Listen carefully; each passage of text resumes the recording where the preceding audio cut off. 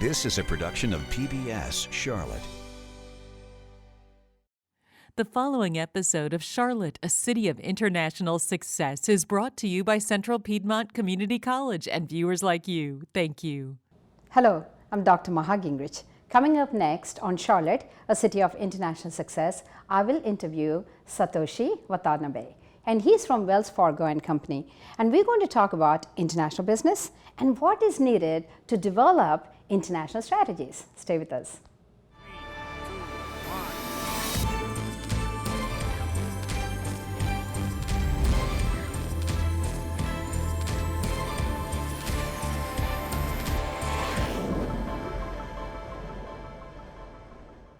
Welcome to Charlotte, a City of International Success. I'm Dr. Maha Gingrich.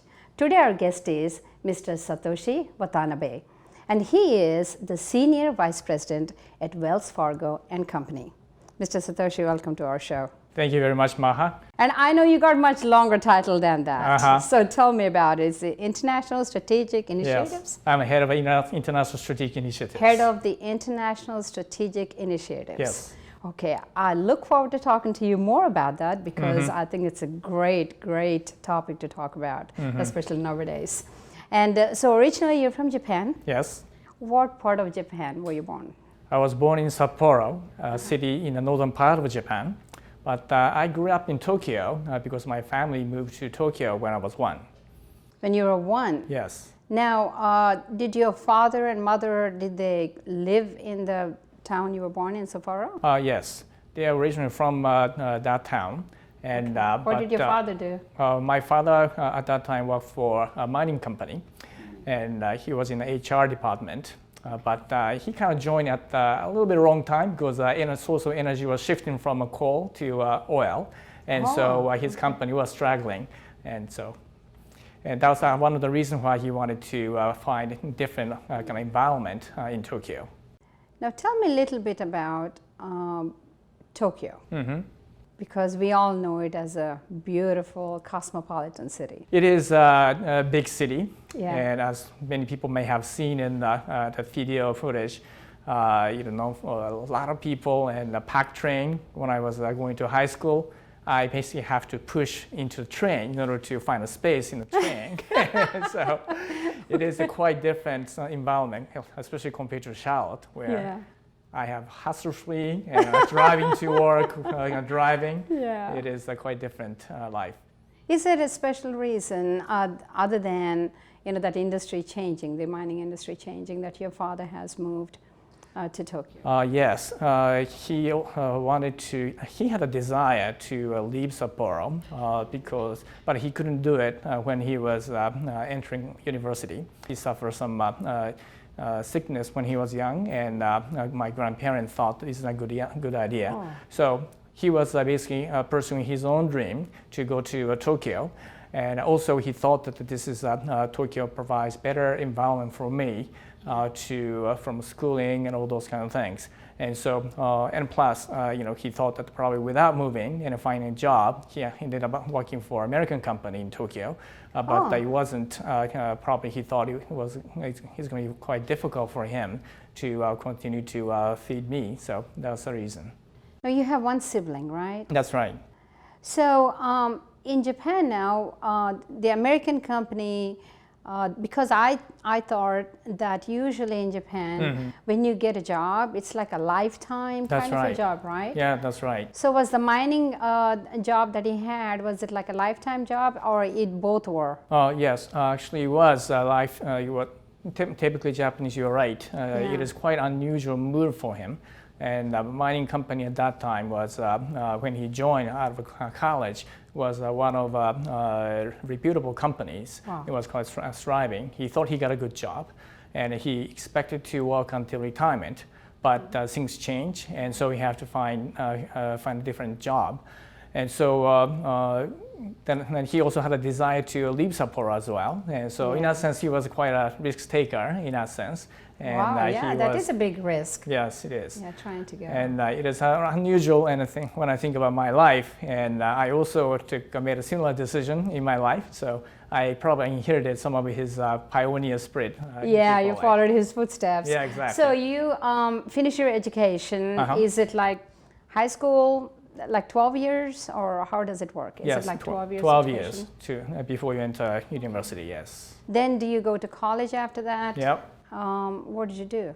I studied economics at the Waseda University. Yes. Okay. Okay. Is that your personal interest? Yes. Basically, generally speaking, I wanted to pursue rather business side of the side as opposed to engineering side, and so that's what I decided to study. After you graduated, did you work there, or did you ever come to the United States for something? Actually, before I worked, I had a chance to leave Japan when I was 20, and that was the first time I ever left Japan. So I was quite a domestic person. Very exciting, yeah. And during my college day, my junior year, I was selected to be a foreign exchange student, and studied 1 year in Ohio. And so that was my first exposure to American culture or culture outside of Japan. And opportunity. How was that? Oh, it was very interesting. When the very first night arrived in U.S. and first 4 weeks or so was summer program to help me get prepared for studying at college. And me and other of my friends, Japanese friends from my university, were staying at the dormitory in the University of Minnesota. And I was having some drinks or something with my friend, and I decided to go to the restroom. And I was walking the hallway, and there's a beautiful girl with blonde hair walking toward me. And then I didn't have a chance to see blonde girls before, so I was a little curious. That's the first time you saw a blonde girl? Yeah, exactly. Okay. And then she looked at me, smiled at me, and say, "Hi." And I was like, wow, why did that happen? Because in Japan, unless you know each other, you don't really say hi or anything. Oh, and the only time that happens is the girl has some special interest in me. And so I rushed back to my room and shared the stories with my friends. Look what happened. I was so excited. I was so naive about American culture when I was 20. So your friend told you, no, she's not interested in you. This is the way we talk, right? Yeah, exactly. We greet people. Yeah, exactly. That is wonderful. Exactly. That's wonderful. So you worked some time in Japan. And is that also like a lifetime kind of a job? Yes, it was expected to be. I began to work for a Japanese bank after college. And I ended up staying there for 10 years before and after my business school education. But I ended up, just like my father, I decided to leave the Japanese company and leave behind this lifetime employment system to pursue my dream. That's great. That's great. So what did you do after that? I joined a management consulting firm, American company. Okay. And the reason why I decided to switch was I went to business school at Harvard, and every day it was a very tough experience. All the bright people, and 50% of my grade is You went to business school, Harvard? Yes, Harvard Harvard University. Business School. Wow. Yes. Okay.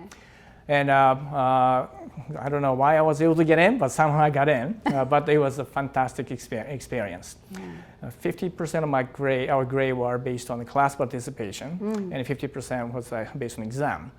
And 50%, basically you have to basically do the preparation every day, basically reading case study. Wow. It takes much longer than English native speakers, obviously. Probably my colleague classmate would spend 1 hour. Probably I have to spend 2 hours, and if you have to prepare for 3 classes, then basically 3 additional hours. Only way to basically survive in this environment, just cut hours of sleep. Hours of sleep. Oh my gosh. Yeah. But anyway, so this is class participation was, but because of my English, it was not easy unless you understand what others are saying, and then you are not quite sure the point I'm trying to make has already made by other people, and so is this really relevant? Always, if you have uncertainty in your mind, then hands do not really go up so quickly. And so, but I managed to go through the program. People don't think about these kind of things. Especially if you get into some place like Harvard, even though you knew English, that doesn't mean that you'll be spontaneous in English. If the class participation is asking for 50% of the grade, and I would think that is extremely difficult. Like you said, by the time you process your answer in your mind, it is too late because somebody else has already raised their hand, right? And then answered the question. And so really culturally, I think, even though you know English and went to such a prestigious school, I would think that it wasn't a piece of cake. No, not at all. It was very hard for you. Probably writing is a little bit easier because you have your time to write. But class participation, spontaneous thinking, spontaneous responses, I think probably were very difficult. But still, writing and reading, even though you can take time, but there's only 24 hours a day. And the only way to basically kind of save is just cut a number of sleeps. So I probably slept 3 or 4 hours per day during the week, and I have to catch up a lot of sleep. This is to do your MBA?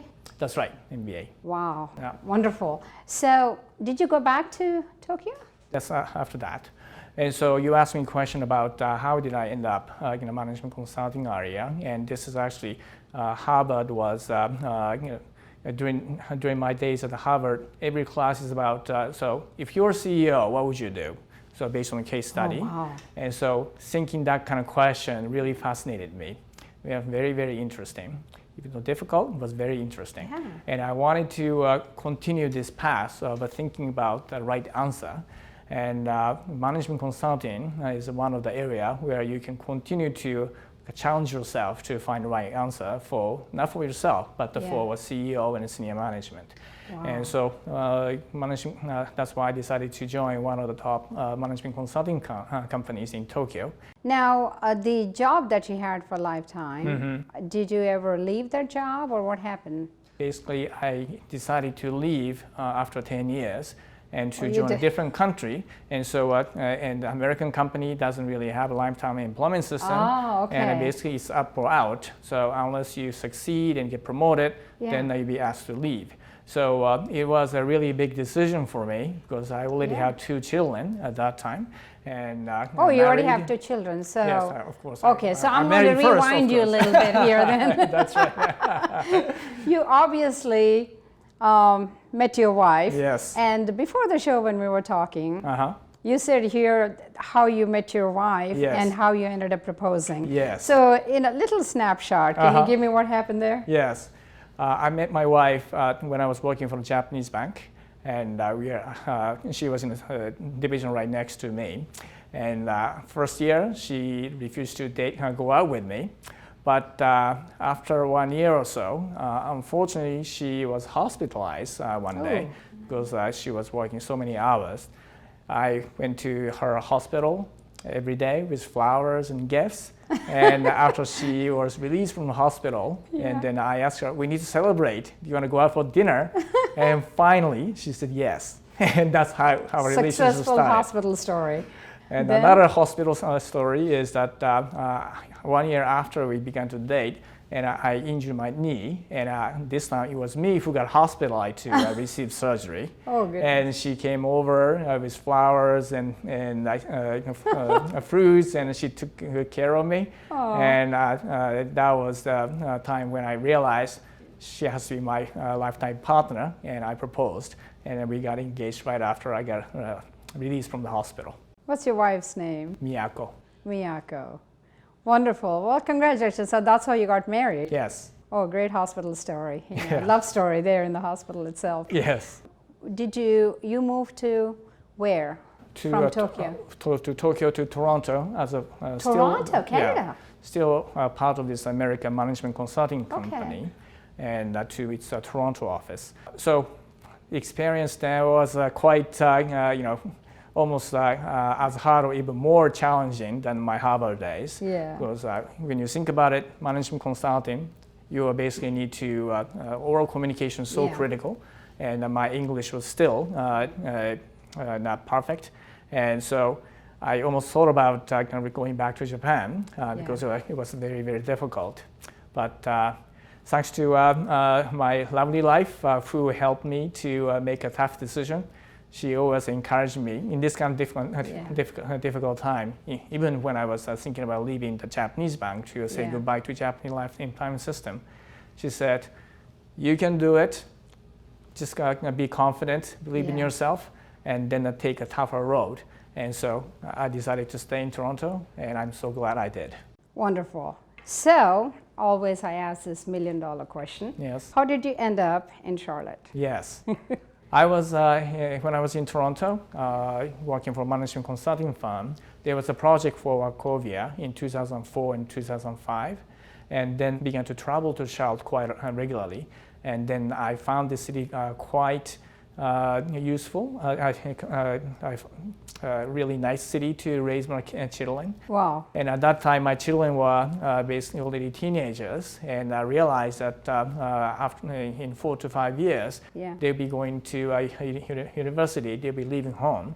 Yeah. Continuing management consulting life wasn't necessarily a good decision in that regard. So I decided to come here, and then I've been able to spend more time with my children. How was Charlotte for you? You know, moving here, that's not easy either. You know, from Toronto, you moved from a different culture, you know, to Charlotte. Yeah, I've been telling a lot of people, this is the smallest city I ever lived. Tokyo, London, Toronto, and even New York a little bit. But this is really the best city because it has got quality of life is so nice, and I love playing golf, and so golf course is only 2 minutes away from my place. So, I like that. Yeah, and people are very, very nice, and I really enjoy life in Charlotte. So the position that you're holding right now, Yes. what is it about? What is the position about? Yes. This for my group is about, my mandate of my group is to solve strategic questions related to my company's international business. Okay. So whenever there's a question, should we go to this country? Should we expand to this country? Should we do that? If so, in what way? And we have this kind of challenge related to international business. How do we solve that problem? Yeah. And this is where my team comes in and solve that problem, come up with a recommendation. When you're dealing with global, right? This is international investments, strategies. Yeah. So what is it you need to understand to lead this? Because that's not easy. You're talking about different countries and different cultures, different economic structures, different political structures. You know, it's really complicated. Yeah. So how do you develop those kind of strategies? What is it you need to have? Because we have so many students like Central Piedmont Community College and even other universities. Yeah. Nowadays, all the kids are really want to get into this international studies, global education, global economics, you name it. You know, everything they're thinking is about global. Yeah. So what is it they need to have? What kind of strategies or qualities and all this, you know, what is it they need to be successful, especially education side of it? Yes. From education, starting with education, definitely MBA education really helped me because, you know, not necessarily every question that we are solving is for CEO, but still, what is the right answer for the company? That's basically the question that the MBA school really force you to think every day, every class. Learn about strategies. And so that's what we are doing on a daily basis as a full-time job. The complexity or kind of a uniqueness to my position is this is about international. Now what that means is that if you need to have familiarity with the differences between countries. And people who have grown up only in U.S. tend to think that the way things work in U.S. also works in Japan, China, UK. and even Canada. And a lot of people in Canada are often upset when Canada is in the 52nd state. And so, but there are a lot of differences. Yeah. And so appreciation, openness, look out for what the differences is very important. And even way to interact with the team members in other countries, you need to be very careful in terms of about conscious in terms of what is the best way to get best out of them. Some team member from Asia tend to be a little bit less forthcoming, and but team member from Latin America is I don't need to worry too much about. Very open. Open.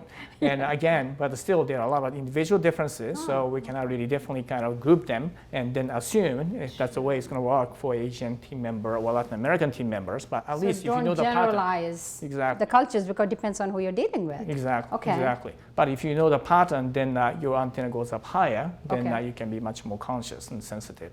Yeah. Technical skills perspective. Ability to think issues in a structured manner is very, very important. This is one thing I learned when I joined management consulting.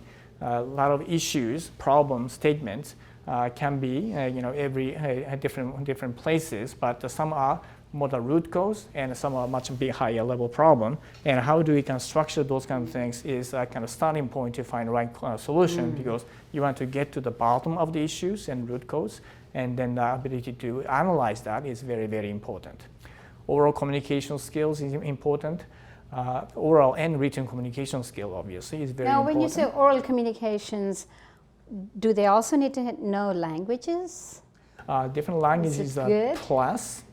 Because if I can speak, since I can speak Japanese, then connecting with the team members in Japan is so much easier than otherwise. So in that sense, it is helpful. Yeah. And in order to, I cannot really speak every language. So my team members is kind of from different continents. Oh, I like that. Until recently, I cover probably 5 continents.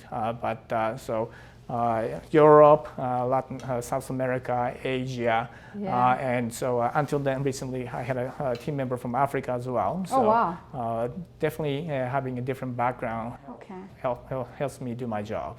Every time I talk about this global economy, global understanding, I think of students, they do have exposure through television, through books, through internet.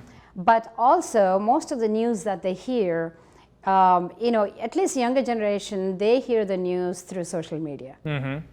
But older generation, probably they're still looking mostly at whatever the main television stations are telling them. So what is it, these employees, what is it they need to know beyond? Do they need to make friendships with people from these cultures?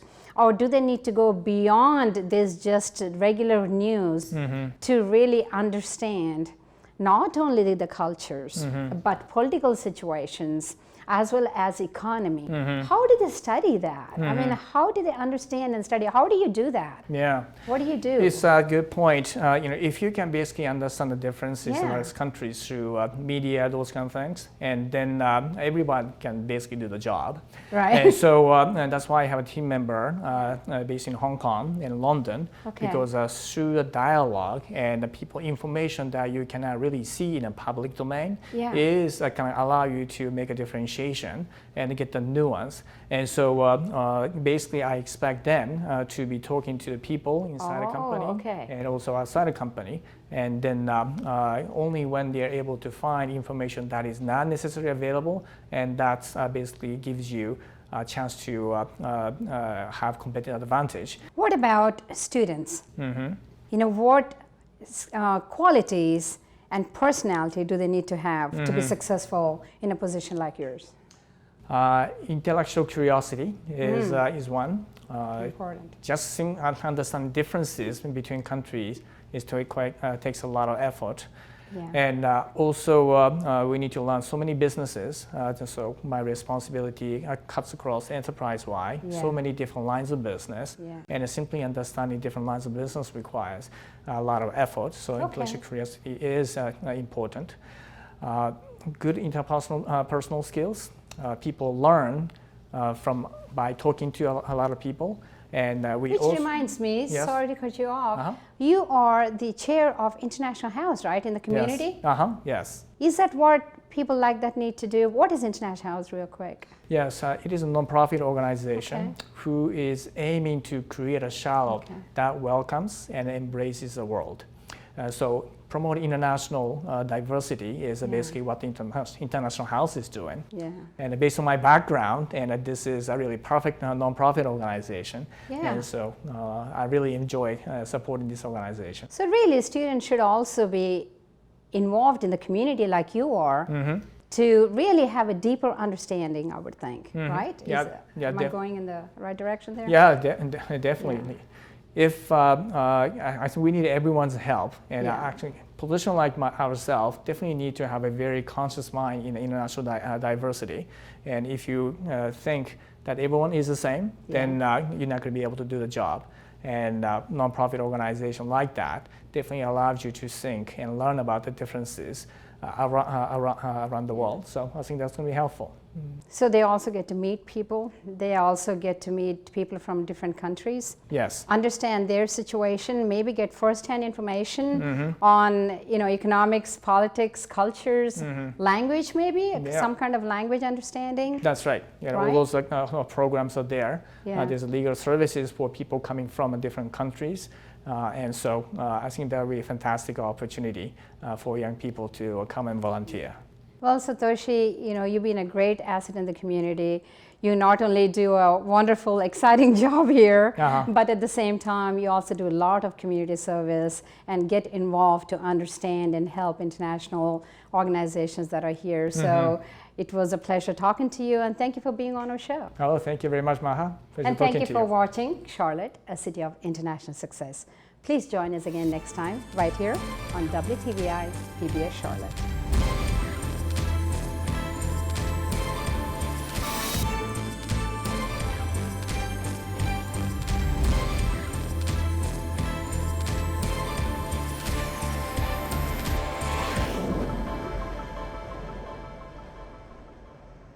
A production of PBS Charlotte.